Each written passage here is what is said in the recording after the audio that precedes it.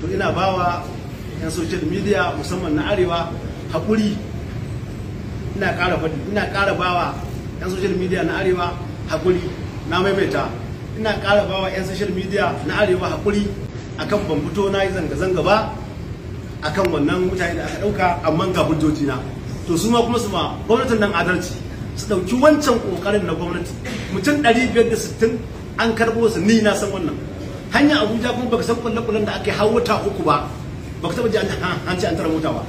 Saboda ka iya waɗannan hujjojin sun isa in ce ba zan ɗauka kwali ba, saboda ina so in je in gaya wa gwamnati ta zo ta gaya mu albarka. Idan akwai wani abu da ya biyo baya zan zo in yi bayani dalla-dalla, ko na an samu ko kuma na a ci gaba da haƙurin, amma ba irin wancan ba na mai kosai da almajiri. Wassalamu alaikum. To ina bawa yan social media musamman na arewa haƙuri. Ina ƙara bawa yan social media na arewa haƙuri.